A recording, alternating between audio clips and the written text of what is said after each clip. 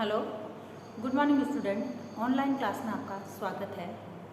हमारे जो third paper है बीएड फर्स्ट ईयर में अधिगम और शिक्षण, इसमें हमारी सेकंड यूनिट चल रही है व्यक्तिगत भिन्नताएं और संज्ञानात्मक विकास। इसमें हमारा जो टॉपिक चल रहा है संज्ञानात्मक विकास, इसमें हमने संज्ञानात्मक प्रक्रिया के अंतर्गत संवेदना और प्रत्यक्षीकरण को समझा। अब आज हम जो करेंगे वह है प्रत्यक्षीकरण की विशेषताएं।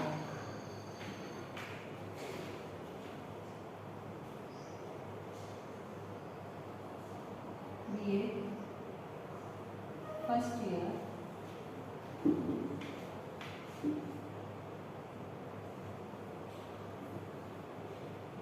अधिगम और शिक्षण प्रकरण है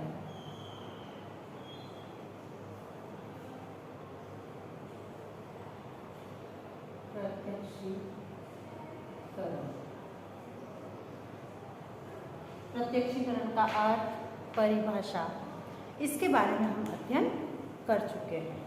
अब आज जो हम करेंगे वह है प्रत्यक्षीकरण की क्या क्या विशेषताएं हैं, यानी बालक जब प्रत्यक्ष रूप से अधिगम करता है या ज्ञान प्राप्त करता है तो उससे संबंधित उसकी क्या क्या विशेषताएं हैं उसके बारे में अध्ययन करेंगे।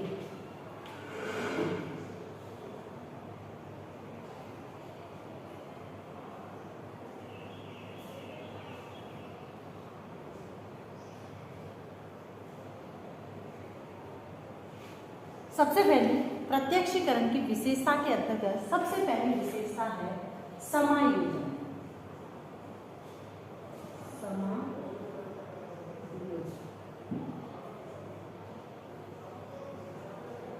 यानी प्रत्यक्षीकरण में बालक जो है अपने आप को किस प्रकार से समायोजित करता है उस वातावरण में। प्रत्यक्ष ज्ञान की प्राप्ति के लिए बालक को विभिन्न प्रकार की परिस्थितियों, अभिप्रेरणाओं एवं वातावरण के साथ समायोजन स्थापित करना पड़ता है। यदि वह समायोजन नहीं कर पाता है तो प्रत्यक्ष ज्ञान को प्राप्त नहीं हो सकता, या अपने आप को उसमें समायोजित नहीं कर पाता है तो वह प्रत्यक्ष ज्ञान को प्राप्त नहीं कर पाता है। जैसे उदाहरण के तौर पर यदि मैं कहूँ कि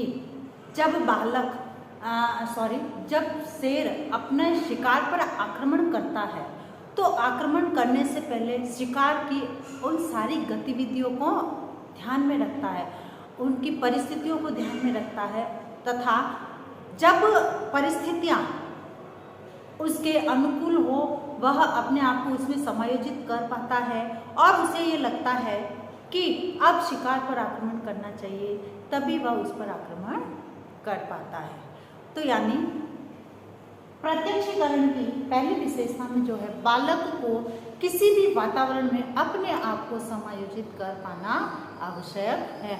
और जो है बालक जब इस प्रकार वातावरण में अपने आप को समायोजित कर पाता है तब उसको प्रत्यक्ष रूप से ज्ञान का अनुभव होता है। फिर है दूसरा है अनुभव द्वारा अधिगम। दूसरी जो विशेषता है इसकी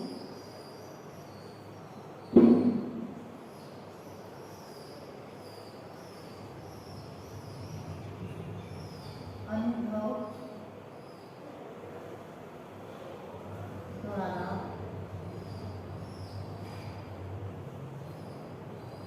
अधिगम।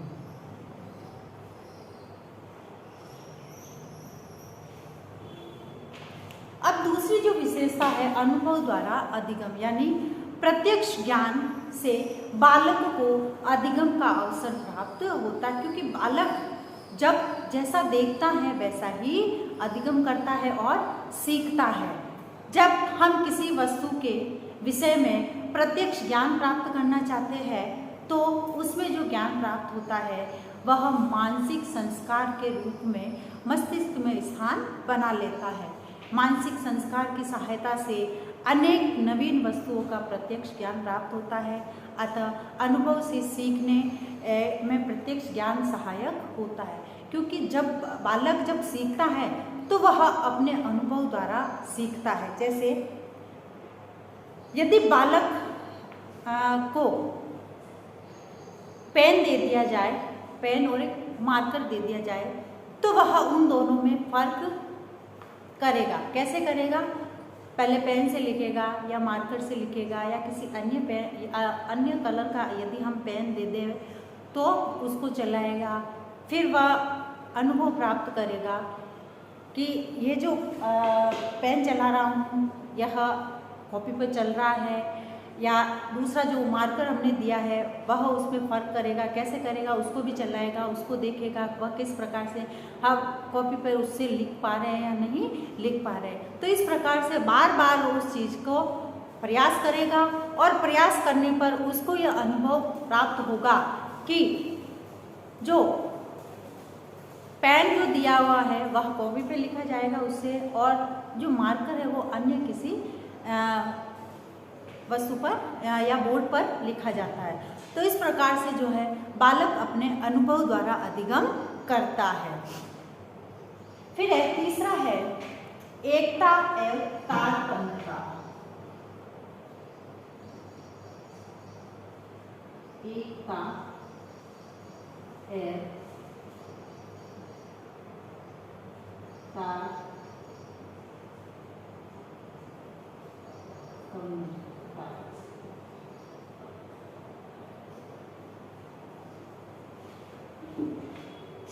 अब जो तीसरी जो प्रत्यक्षीकरण की विशेषता है वह एकता और उसके मध्य तारतम्यता, यानी अप्रत्यक्ष ज्ञान। कुछ प्रत्यक्ष ज्ञान स्थायी होता है। बालक की इच्छाओं की जब तृप्ति होती है तो वह अदृश्य हो जाता है। यानी कुछ ज्ञान ऐसा होता है जो बालकों में अप्रत्यक्ष होता है, और जब उनकी इच्छाओं की तृप्ति हो जाती है तब वह ज्ञान अदृश्य हो जाता है। इसके अतिरिक्त प्रत्यक्ष ज्ञान बहुत लंबे समय तक बने रहते हैं। यानी बालक जो प्रत्यक्ष ज्ञान लेता है वह प्रत्यक्ष ज्ञान बालक में लंबे समय के लिए बना रहता है, क्योंकि उसने जिस चीज़ को देखा है उससे ज्ञान प्राप्त किया है। ऐसे दीर्घकालीन प्रत्यक्ष ज्ञान सरल मानसिक क्रियाओं की एक श्रृंखला का रूप धारण कर लेती है। जैसे बालक जब साइकिल चलाना सीखता है तो साइकिल को चलाने का बार बार अभ्यास करता है, प्रत्यक्ष रूप से देखता है, सीखता है, क्योंकि वह उस चीज़ को कर रहा है। तब वह साइकिल जो चलाना सीखा है उसने, वह ताजीवन उसको याद रहता है। यानी वह ज्ञान उसमें प्रत्यक्ष रूप से विद्यमान है। वह चाहे हम उसे कभी भी साइकिल चलाने का कहें, वह उस साइकिल को चला सकता है, क्योंकि उसने वह ज्ञान प्रत्यक्ष लिया है। और विभिन्न प्रकार के शारीरिक कौशल आदि प्रत्यक्ष ज्ञान की श्रृंखलाएं है। यानी इनमें जो है एकता और तारतम्यता बनी रहती है। यानी स्टेप बाय स्टेप किसी भी कार्य को जब वह करता है तो एक क्रम के अनुसार उसमें तारतम्य, एक के बाद दूसरा करता है, दूसरे के बाद तीसरा करता है। फिर है पुनः स्मरण।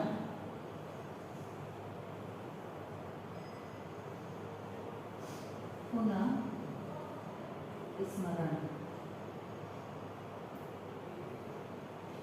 चौथी जो विशेषता है इसकी प्रत्यक्षीकरण की, पुनः स्मरण। यानी जो चीज प्रत्यक्ष रूप से उसको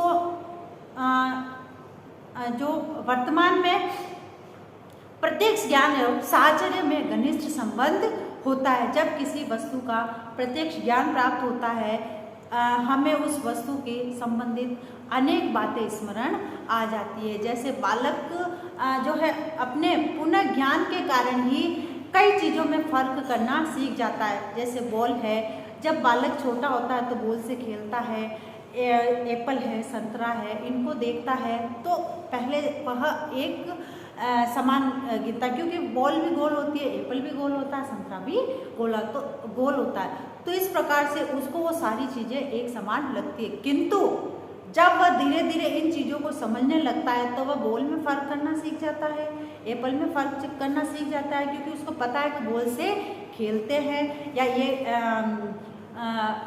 पीले कलर की बॉल है, हरे कलर की बॉल है, लाल कलर की बॉल है। इस प्रकार से उसको पुनः जो पुराने जो याददाश्त है वह उसको स्मरण आ जाते, यानी पुनः याद कर लेता है कि एप्पल खाने के काम आता है, बॉल खेलने के काम आता है। इस प्रकार से जैसे यदि हम मिठाई का विचार करें तो हमें उसकी मिठास का आभास होता है कि मिठाई कैसी होती है, मीठी होती है, क्योंकि हमने उस चीज़ को याद किया, पुनः याद किया। अब यदि हम खटाई का एहसास करें तो हमें खटाई जो है उसके खट्टेपन का एहसास होगा। इसलिए प्रत्यक्ष ज्ञान में पुनः स्मरण की महत्वपूर्ण भूमिका है, यानी प्रत्यक्ष ज्ञान में जो पुनः स्मरण है उसकी महत्वपूर्ण भूमिका बताई है। इसके बाद है पांचवी जो विशेषता है इसकी, अवधान।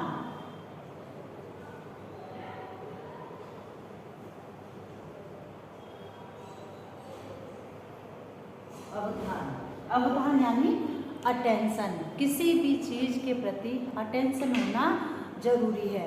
प्रत्यक्ष ज्ञान के अस्तित्व के लिए अवधान यानी ध्यान बहुत महत्वपूर्ण है, क्योंकि जब तक हम किसी भी चीज को अवधान या ध्यान पूर्वक नहीं देखेंगे, उसके प्रति अटेंशन हमारा नहीं होगा, तब तक जो है हम प्रत्यक्ष ज्ञान प्राप्त नहीं कर सकते।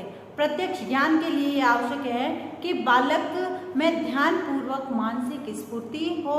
जैसे उदाहरण के तौर पर छिपकली को अगर कीड़े का प्रत्यक्ष ज्ञान करना है तो वह अपने कानों और आँखों को उस पर केंद्रित करती है, उस पर ध्यान केंद्रित करती है, और जैसे ही उसको मौका मिलता है वह उसका प्रत्यक्ष अनुभव करती है या उस पर हमला कर देती है। तो इस प्रकार से जब तक हमारी प्रत्यक्ष ज्ञान जब हम लेते हैं तब तक जब तक उसके प्रति हमारी अटेंशन नहीं होगी, अवधान नहीं होगा, हमारा ध्यान नहीं होगा, तब तक हम उस चीज़ को प्रत्यक्ष रूप से ज्ञान प्राप्त नहीं कर सकते।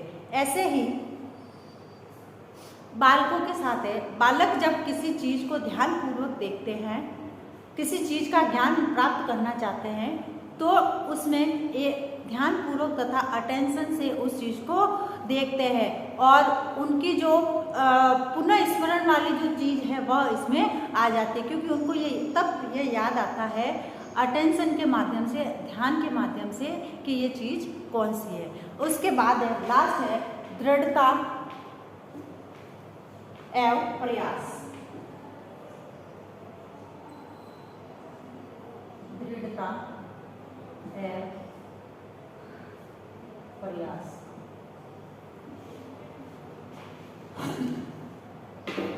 अब जो है प्रत्यक्ष ज्ञान के लिए दृढ़ता की आवश्यकता होती है और बार बार प्रयास की आवश्यकता होती है, क्योंकि जब हम बार बार प्रयास करते हैं तभी हम प्रत्यक्ष ज्ञान का अनुभव करते हैं। जब कोई बालक किसी वस्तु के बारे में प्रत्यक्ष ज्ञान प्राप्त करना चाहता है तब वह विभिन्न प्रकार की गतिविधियां करता है और प्रत्यक्ष ज्ञान प्राप्त करता है। इसलिए प्रत्यक्ष ज्ञान की प्राप्ति के लिए दृढ़ता और प्रयास करना जरूरी है, क्योंकि प्रयास के माध्यम से ही बालक जो है सीखता है।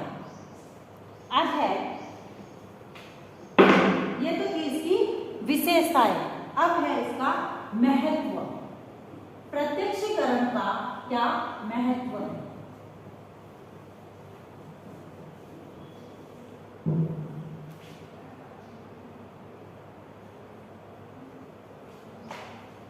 यानी शिक्षा में प्रत्यक्षीकरण की प्रक्रिया बहुत महत्वपूर्ण है, क्योंकि बालक जब अधिगम करता है तो प्रत्यक्षीकरण के माध्यम से ही अधिगम करता है। प्रत्यक्षीकरण के आधार पर बालक की ज्ञानेंद्रियां की शिक्षा ज्ञानेंद्रियों से शिक्षा प्राप्त करता है। प्रसिद्ध जो शिक्षा शास्त्री मॉन्टेसरी ने महत्वपूर्ण योगदान दिया है इसमें। उन्होंने अपनी शिक्षा पद्धति द्वारा ज्ञानेंद्रियों के प्रशिक्षण की 2 प्रवृत्तियां बताई है। एक तो एक समय में एक ही वस्तु सीखने, एक समय में एक ही वस्तु सीखने, यानी उन्होंने ये कहा है कि बालक को एक समय में एक ही वस्तु को सीखना आवश्यक है, सीखने का सिद्धांत।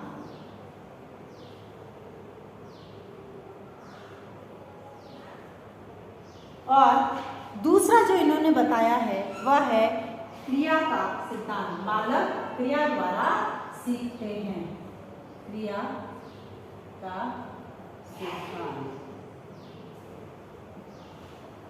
और प्रत्यक्षीकरण में ये दोनों ही आवश्यक है और इनका महत्व है। बालकों का ज्ञानार्जन संवेदना और प्रत्यक्ष ज्ञान की मानसिक क्रियाओं द्वारा होता है। बालक का विकास संवेदना और प्रत्यक्षीकरण के माध्यम से होता है।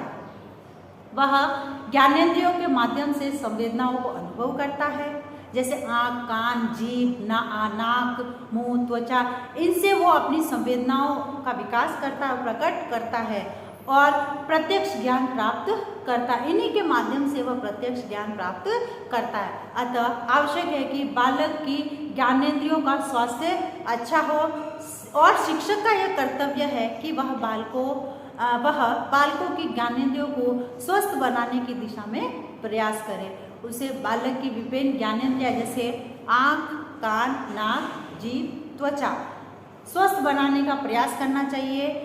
उसे ज्ञानेंद्रियों के प्रशिक्षण की व्यवस्था करके बालक के मन की प्रक्रियाओं को सही मार्ग दिखाना चाहिए। तो इससे हमें ये स्पष्ट होता है कि प्रत्यक्षीकरण और ये जो संवेदना है इसका बालक के अधिगम में अत्यधिक महत्वपूर्ण योगदान है। अब आज का आपका गृह कार्य।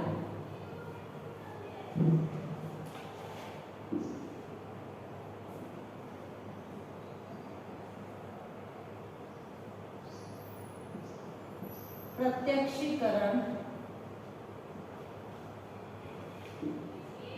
की क्या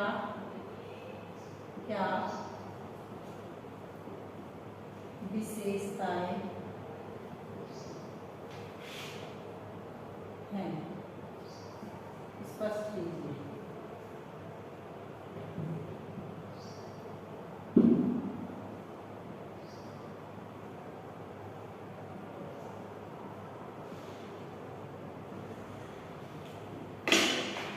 अब एक विशेष बात, जैसे कि हम सभी जानते हैं कि वर्तमान में कोरोना जैसी महामारी भयंकर रूप से फैल रही है।